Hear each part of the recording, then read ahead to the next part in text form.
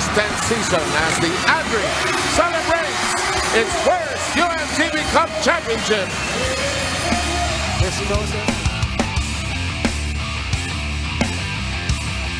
Isang comeback win ang ginawa ng Department of Agriculture Food Masters matapos tanghaling kampiyon sa Season 10 ng UNTV Cup kontra sa SSS Kabalikat sa kanilang do-or-die game sa PhilSports Arena kagabi.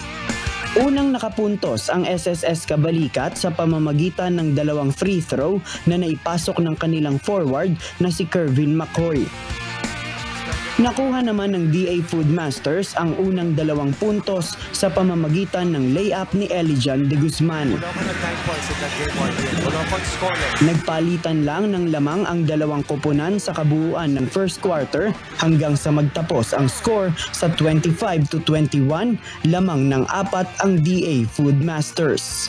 Sa tindi ng sagupaan sa pagitan ng SSS Kabalikat at ng DA Food Masters para makuha ang championship title sa Season 10 ng UNTV Cup, ganito naman kalakas ang hiyawan ng mga taga-suporta ng 2 grupo dito sa loob ng PhilSports Arena.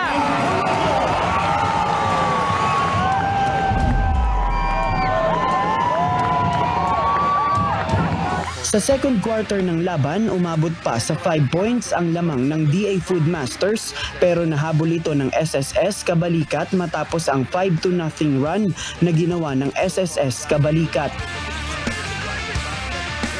Subalit pagkatapos ng first half, pabor pa rin sa DA Food Masters ang laban sa score na 49-46. Sa third quarter ng laban, lalo pang lumobo ang lamang ng DA Food Masters na umabot ng 17 points matapos maipasok ni Sherwin Silva ang kanyang 3-point shot. Natapos ang quarter sa score na 77-60. Lamang pa rin ang Food Masters. Naalagaan ng DA Food Masters ang kanilang kalamangan sa fourth quarter ng laban kung saan nahirapan ng makahabol ang SSS Kabalikat. Sa last 2 minutes ng laban, umabot sa 20 puntos ang lamang ng DA at nadagdagan pa ng 1 puntos na lamang sa final score na 101-80. Hinirang na MVP si Sean Ko na ayon sa kanilang head coach ay malaking factor sa Game 2 at Game 3 kaya nila nakuha ang kampyonato. Actually, hindi ko iniisip yun eh. Naglaro lang talaga ako. I just played my heart out. Gusto lang talaga namin mag-champion so hindi ko ina-expect to. Yung pumasa yung Sean Ko, nung Game 2, 28 points. Diba? So, ang laking factor. Yung momentum na punta sa amin ng Game 3. Nag-uwi ng 3 million pesos cash prize ang DA Food Masters na kanila namang itutulong sa kanilang chosen beneficiary na Rosita Soliman Foundation Incorporated. Thank you kay Lord God at binigyan kami ng opportunity na makapaglaro sa UNTV. Same time makuha namin championship. Lahat to binabalik namin sa kanya. Ito ay talent na pinakaloob niya. So sinusurrender namin sa kanya. Ang Rosita Soliman Foundation ay tumutulong sa pagpapagamot ng mga bata na walang butas ang puwet o imperforate anus. Bukod dito, nagsasagawa din sila ng mga feeding program sa iba't ibang lugar. Unang-una sa Department of Agriculture, maraming salamat. Napili nyo ang Rosita Soliman Foundation dahil kami po ang inyong beneficiary. Asahan nyo po na gagamitin po namin sa maganda at maraming bagay at marami po kaming matutulungan. Samantala, tatanggap naman ng 2 million pesos cash prize ang SSS Kabalikat na kanilang ibibigay sa kanilang chosen beneficiary na SSS Provident Fund. Sobrang dami ng matutulungan ito at madadagdagan yung tulong. Ang mga benepisyaro ng outreach ng Provident Fund ay yung mga anak at mga seniors na konektado dun sa Provident Fund, sa SSS community.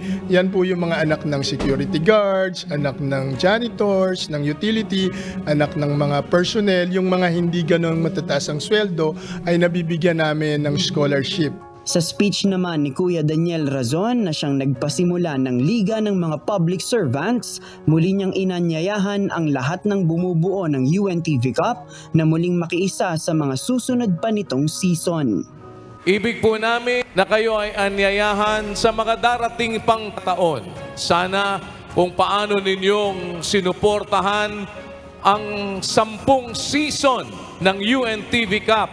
Higit pa natin itong maipagpatuloy. Sa awa po ng Panginoon, nasa mahigit 50 milyong piso na ang naitulong ng UNTV Cup sa mga nangangailangan.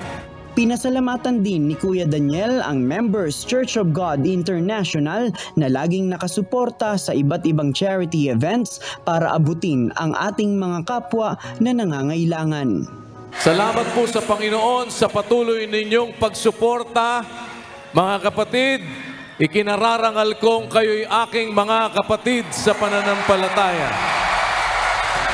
Umaasa po kami na patuloy kayong susuporta sa isang mabuting adhikain na ating maipagpatuloy ang paggawa ng kabutihan sa lahat ng ating mga kapwa-tao. JP Nunez, UNTV, News and Rescue. Diyos ang aming sandigan, serbisyo publiko ang aming pinakahalagahan.